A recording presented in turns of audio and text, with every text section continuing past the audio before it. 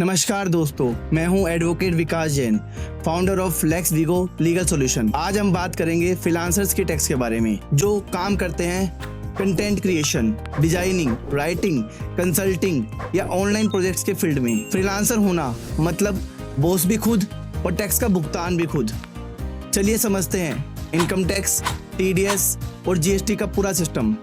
पहले फ्रीलांसर्स की इनकम क्या होती है। फ्रीलांसर्स की इनकम फ्रॉम बिजनेस और प्रोफेशन हेड के अंडर आती है। अगर आप फॉरेन क्लाइंट से पैसा कमा रहे हो, वेबसाइट जैसे शटरस्टॉक, क्रिएटिविटी, अपवर्क, फाइवर या डायरेक्ट इंडियन क्लाइंट से, तो जो इनकम अर्न करते हो उस इनकम पर आईटीआर फाइल करना होता है। क्या क्लाइंट आपका टीडीएस काट सकता है? हाँ, अगर आप इंडियन क्लाइंट के लिए काम कर रहे हो तो क्लाइंट 10% टीडीएस काट सकता है अंडर सेक्शन 194J।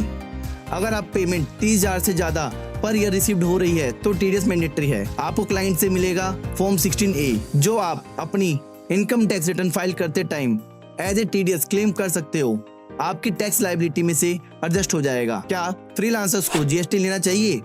अगर आप इंडिया में क्लाइंट को सर्विस दे रहे हो और इनकम 20 लाख से ज्यादा है तो जीएसटी रजिस्ट्रेशन मैंडेटरी है 10 lakh for north east India. अगर आप फॉरेन क्लाइंट को एक्सपोर्ट कर रहे हो, जीरो रेटेड एक्सपोर्ट माना जाता है, लेकिन जीएसटी लेना मैंडेटरी है एंड आपको एलयूटी बॉन्ड फाइल करना पड़ता है। आईटीआर कौन सा फाइल करना है? आपकी इनकम प्रोफेशनल है तो आपको ITR 3 as a normal business या ITR 4 presumptive business. Presumptive basis means आप टैक्स भर रहे हो फ्लैट 50% इनकम टैक्सेबल।